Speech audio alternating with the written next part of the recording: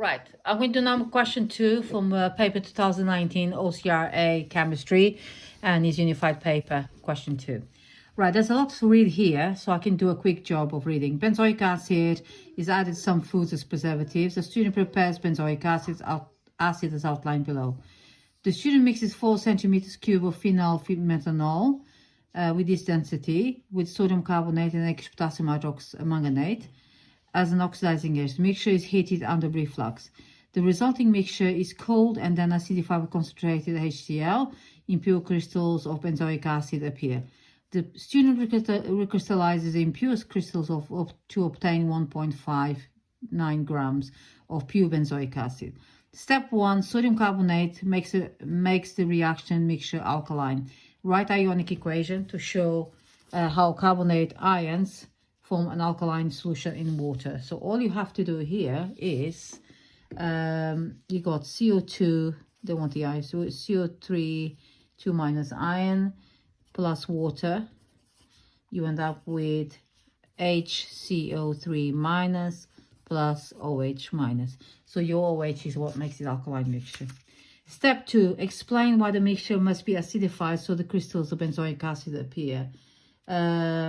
So explain why the mixture must be acidified so crystals of benzoic acid appear. Right. So if you have the benzoate, if you have your salt, which is C6H5COOH plus H plus, when you acidify, that's what you're doing, you end up with C6H5 COOH.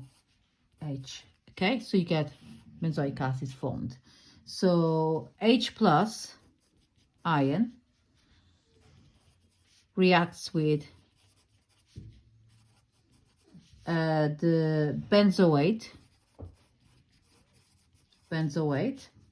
ion and forms carboxylic acid.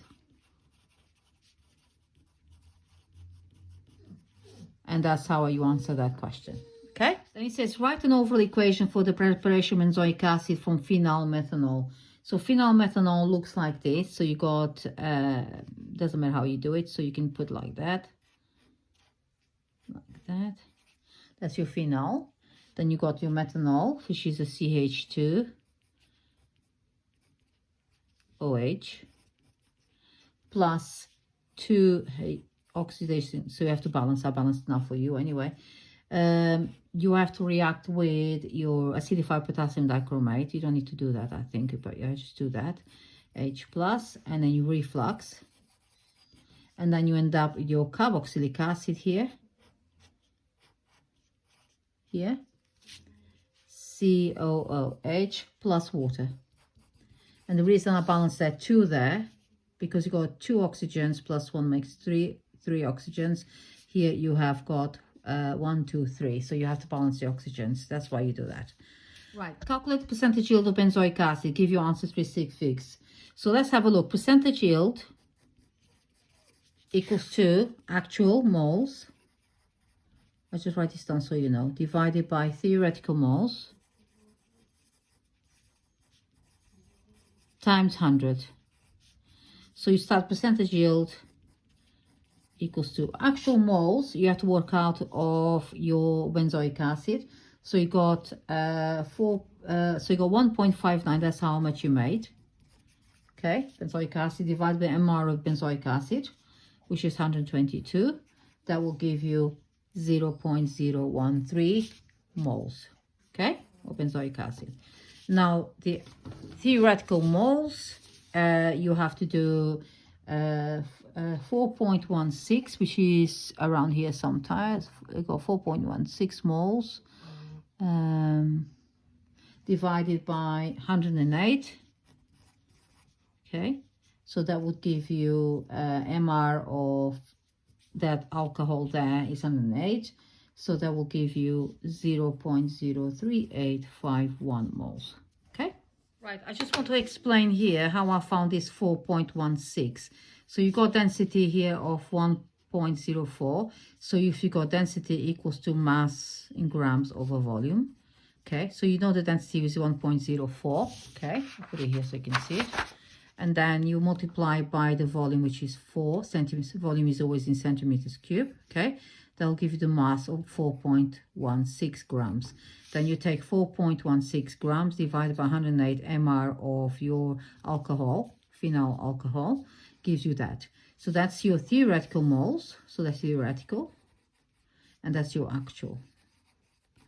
Okay, so then you got actual moles, which is 0.013 divided by theoretical, which is 0.03851. So percentage yield times 100, of course, and then you end up percentage yield is gives me 33.8%.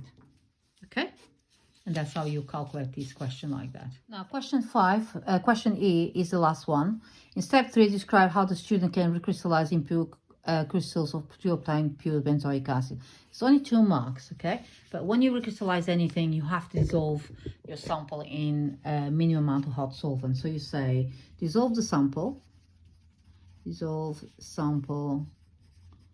in minimum, you have to say minimum, because if you put too much, it can dissolve everything. Amount of solvent, hot solvent.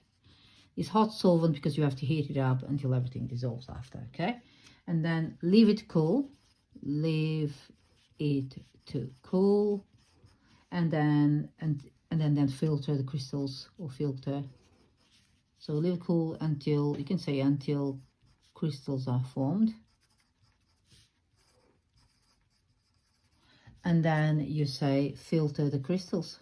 You can filter the crystals with filter paper, or you can filter with your pressurized filter paper. Pressurized form of filtering. Okay, and then you can wait, you let it dry, filter the crystals and let it dry. You can dry it in the air, or you might have an oven, whatever, and you can dry that. Okay.